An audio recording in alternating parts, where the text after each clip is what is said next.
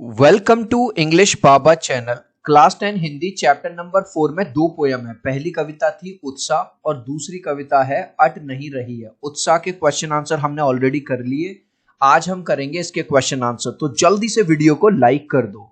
I hope children आपने video को like कर दिया है और अभी तक चैनल को सब्सक्राइब नहीं किया तो सब्सक्राइब कर दो सो दैट आपको हमारे सारे अपडेट्स मिलते रहे। क्वेश्चन नंबर 1 देखिए, छायावाद की एक खास विशेषता है अंतर मन के भावों को बाहर की दुनिया से सामंजस्य बिठाना। मतलब छायावाद में क्या होता है, जो कवि के मन में चल रहा होता है उसका तालमेल वो बाहर की दुनिया में जो क्या चल रहा है उसके साथ तालमेल बिठाता है।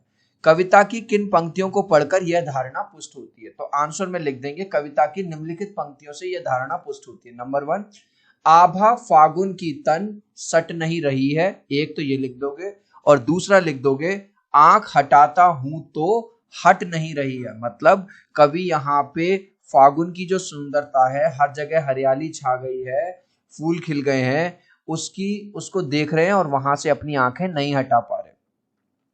कवि की आंख फागुन की सुंदरता से क्यों नहीं हट रही है? क्योंकि चारों तरफ हरियाली छा गई है और जो पेड़ पौधे हैं उस पे फूल आ गए हैं, फल आ गए हैं, पत्तियां आ गई हैं, सुगंधित हवा चल रही है। पूरा जो वातावरण है इतना ज्यादा सुंदर हो गया है, अच्छा हो गया है कि कवि की जो आंखें हैं फागुन से हट ही नहीं रही हैं।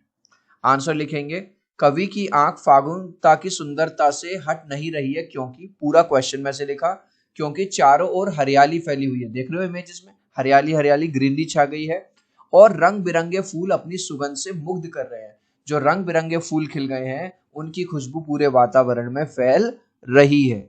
नेक्स्ट, प्रस्तुत कविता में कवि ने प्रकृति की व्यापकता का वर्णन किन रूपों में किया है? तो बताओ क्या क्या बताया है।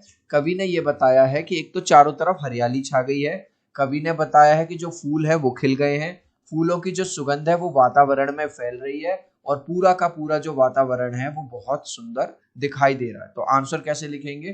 पहले क्वेश्चन में से, प्रस्तुत कविता में कवि ने प्रकृति की व्यापकता का वर्णन निम्नलिखित रूपों में किया है। नंबर 1 में क्या लिखेंगे? पेड़ पौधे खिलखिला रहे हैं।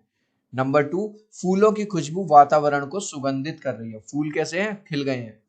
और बाग बगीचों में चारों ओर क्या छा गई है? हरियाली छा गई है। फागुन में ऐसा क्या होता है जो बाकी ऋतुओं से भिन्न होता है? अभी हमने देखा चारों तरफ हरियाली छा जाती है ना, जो फूल खिल जाते हैं, फूलों की खुशबू वातावरण में फैल जाती है, जो पेड़ है उन पे नए पत्ते, नए फूल, नए फल आ जाते हैं, जो पक्षी हैं वो भी इतने ज्यादा खुश हो जाते हैं कि प्रसन्न होकर गाना गाने लगते हैं। तो लिखेंगे कैसे? फागुन में निम्नलिखित बदलाव आते हैं। नंबर 1, चारों ओर हरियाली छा जाती है, ठीक है, ग्रीनरी छा गई। नंबर 2, पेड़ पौधों पर नए फल आ गए, फूल आ गए और पत्तियां आ जाते हैं।